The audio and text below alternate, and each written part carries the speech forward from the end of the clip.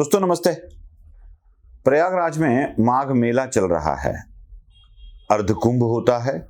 हर साल माघ महीने में यह मेला लगता है और जहां फिर से एक बार लाखों करोड़ों हिंदू बड़ी श्रद्धा से त्रिवेणी संगम पर आकर स्नान कर जाते हैं। संगम नोज जिसे कहा जाता है, वहां स्नान करना बड़ा पुण्य पर्व समझा जाता है और लोग आते रहते हैं। इसी संगम पर स्नान करते वक्त भीड़ न उमड़े, लोग एक दूसरे को पैरों तले कुचल कर न जाए, इसलिए बड़ी एहतियात रखे जाते हैं, बड़ी व्यवस्थाएं रखी जाती है। और व्यवस्था क्या होती है? व्यवस्था ये होती है कि संगम नोज तक कोई भी वाहन व्हीकल न जाए। साधु आए, सन्यासी आए, महंत आए, मठाधीश आए, किसी अखाड़े के प्रमुख आए, नगाड़े के साथ आए, ढोल के साथ आए, अपने समर्थकों के, भक्तों के, संतों के साथ आए और पवित्र संगम स्थल पर स्नान कर ले। अब जबकि स्नान करने की बात आती है तो वहां व्हीकल अलाउड नहीं है, लेकिन एक व्यक्ति जो खुद को शंकराचार्य बताते हैं, अब वो शंकराचार्य है, इसके ऊपर मुझे भी शंका है। वो शंकराचार्य नहीं, शंकाचार्य है। अविमुक्तेश्वरानंद की बात कर रहा हूं मैं। अविमुक्तेश्वरानंद अपने आप को बड़ा दिखाने के लिए रथ पर सवार होकर आए और उन्हें रोका गया। रोका कैसे गया? स्नान को जाने के लिए रोका नहीं गया, रोका गया रथ पर जाने के लिए।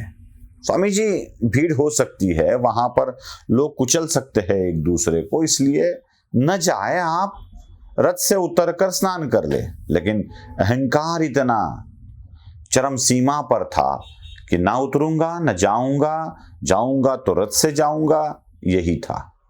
शंकराचार्य को इतना अहंकार अच्छा नहीं होता है, शोभा नहीं देता है। ये खुद को शंकराचार्य कहते हैं। कई मीडिया में इसको आदि शंकराचार्य कहा गया। भाई, ये अविमुक्तेश्वरानंद जी आदि शंकराचार्य नहीं है। एक दूसरा, ये खुद को ज्योतिर्मठ के शंकराचार्य बताते हैं, लेकिन ज्योतिर्मठ में भी वहां विवाद है कि यह शंकराचार्य है कि नहीं है। मैं तो जब खुद वो जोशी मठ गया था, वहां पे उनका मठ भी है, वहां शिष्यों को बाहर बिठाकर आइए आइए अंदर आइए, ज्योतिर्मठ के शंकराचार्य का मठ देख लीजिए, ऐसे बैठकर बुलाने वाले एजेंट्स भी मैंने देखे हैं। छोड़ दीजिए उस बात को, ज्योतिर्मठ की परंपरा बहुत अलग है। वहां पर वो क्यों स्थापित किया गया ज्योतिर्मठ कि जब विधर्मियों ने बद्रीनाथ धाम के भगवान बद्रीनाथ की प्रतिमा को खंडित करके अलकनंदा में डाल दिया था, तो शंकराचार्य जी ने वहां पर उस मंदिर को पुनर्स्थापित किया था। ये इतिहास है, ये उस परंपरा के है कि नहीं ये पता नहीं है। और जैसे ही अविमुक्तेश्वरानंद को रोका गया, कुछ अंश मैं आपको दिखाता हूं किस तरह से अविमुक्तेश्वरानंद बात करते हैं। एक महिला का चित्र है, ये यहाँ की कमिश्नर है, मंडल अध्यक्ष हैं, तो ये मौके पर मौजूद थी। हमने इनको सामने खड़ी हुई देखा था। ये चाहती तो सम्मानजनक तरीके से, अगर समस्या उत्पन्न भी हो गई थी, वैसे तो उत्पन्न ही नहीं करना चाहिए था। अगर मातहतों ने उत्पन्न कर दिया था तो बड़ा अधिकारी वहां पर मौजूद है, तो उसका ये कार्य है कि वो उसको संभाले। लेकिन 2-2.5 घंटे तक वहां पर हमारे लोगों को मारा पीटा जाता रहा और ये सबकी खड़ी होकर के गवाह बनती रही। ये कमिश्नर बनेंगी, बनाए रखो, तुम्हारी प्रिय होंगी, लेकिन हमारी आंखों से गिर गई। हम नहीं समझते कि ये कमिश्नर बनने लायक। झूठ बोल सकता है तो उसका कमिश्नर झूठ बोले, इसमें क्या समस्या है? तो इन्होंने झूठ बोला, भ्रामक जानकारियां आपको दी। और देश गृह मंत्रालय के सचिव के स्तर का व्यक्ति है, कितनी बड़ी इसकी पदवी है, पूरे प्रदेश के मामले देख सकता है। ये स्वयं सादे ड्रेस में वहां पर, और हैंडसम लग रहा था, देखने में बहुत अच्छा लग रहा था। हमको सबसे पहले इसी ने आकर्षित किया अपनी ओर। क्योंकि जितने लोग खड़े थे उसमें सबसे हैंडसम यही लग रहा था। स्वयं अपने हाथ से बालकों को, दंडी सन्यासियों को, बच्चों को मार रहा है। और हमने ये देखा कि ये गृह सचिव अपने हाथ से उनके गले को पकड़ करके और ये जो कोहनी है इससे मार रहा था। कभी ऐसे करके मार रहा था, कभी ऐसे करके मार रहा था, और ये कह रहा था, डरा रहा था तरह तरह के शब्दों से, और कह रहा था कि तुम लोग अभी कम उम्र के हो, जिंदगी खराब कर देंगे।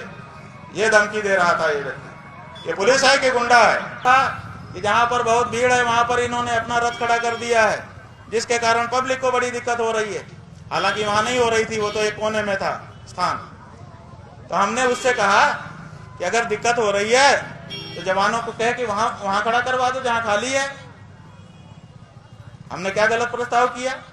देखा, क्या ये किसी शंकराचार्य को, खुद को शंकराचार्य कहने वाले व्यक्ति को शोभा देता है? मुझे तो पुराण याद आया। भगवान श्री कृष्ण का छद्म रूप लेकर अपने आप को वासुदेव कहने वाला पौंड्रक भी इसी तरह की बात करता था। पौंड्रक ने अपने सारे छद्म रूपों वाले भक्त भी जमा करके रखे थे। यहां तक कि कहा जाता है कि हनुमान भी उनके साथ थे, छद्म हनुमान। तो पौंड्रक की याद आती है मुझे, खुद को शंकराचार्य कहते हैं। तो ये अब इसी शंकराचार्य को क्यों रोका गया, यह प्रशासन बताता है। जरा ठीक से सुन लीजिए। उनके इस आरोप का हम लोग पूर्ण रूप से खंडन करते हैं। जो इससे भी स्पष्ट है कि लगातार हम लोग तीनों चारों लोग उनसे लगातार अनुनय विनय करते रहे कि साहब आकर के आप स्नान कर लीजिए। और जैसा कि हमने कहा कि हम सारे संत महात्माओं का पूर्ण सम्मान करते हैं और आज भी करते हैं, हमेशा करते रहे हैं। पूरा मेला साधुओं का, संतों का, कल्पवासियों का, श्रद्धालुओं का है। आप लोग भी उससे साक्षी थे। आपत्ति केवल और केवल वाहन के साथ संगम नोस तक जाने की थी। किसी भी पूजनीय संत महात्मा के द्वारा वाहन सहित संगम नोस तक कोई भी नहीं गया, कल कोई भी नहीं गया।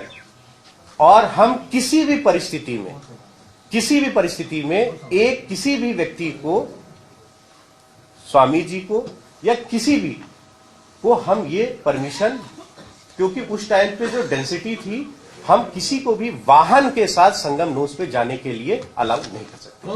हम लोगों को वहाँ से उनको जरूर जो वहाँ लोग थे उनको हटाने के लिए, एकत्र करने के लिए पुलिस द्वारा व्यवस्था स्थापित की गई। अगर कोई वो आरोप लगा रहे हैं तो उसका कोई सीसीटीवी फुटेज या कोई भी नॉर्मल वीडियो भी हम अवेलेबल कराएंगे, वो तो हम उसकी जाँच कराएंगे। अगर कोई दोषी पाया जाए तो कार्रवाई करें। प्रशासन की बात सुनने के बाद थोड़ा सा आगे बढ़ना चाहिए। अब इनको रोका गया तो दर्द किसे हो रहा है? शंकराचार्य को रोका गया तो दर्द समस्त हिंदुओं के पक्षपातियों को होना चाहिए। हिंदुओं की तरफ से इसके लिए रोष व्यक्त होना चाहिए। भाई, रोष व्यक्त कौन कर रहा है? कांग्रेसी और सपाई। 2015 का एक वीडियो मैं दिखाना चाहता हूं, इसी अभिमुक्तेश्वरानंद जी का है, जिनको सरेआम पीटा गया था, सरेआम पीटा गया था। और मारो मुझे मारो ऐसा कहकर यही अभिमुक्तेश्वरानंद उस वक्त भी ऐसी ही बातें कर रहे थे और रोड पर चल रहे थे। वहां रथ का अभिमान टूट गया था। देख लीजिए 2015 वाली बात।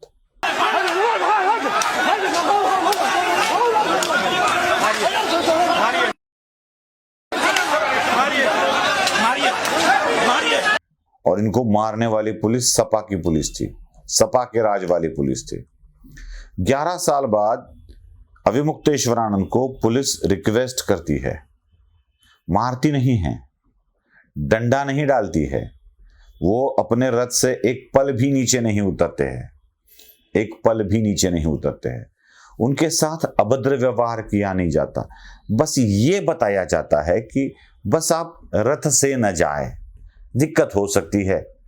और संतों का काम ही जन कल्याण का है।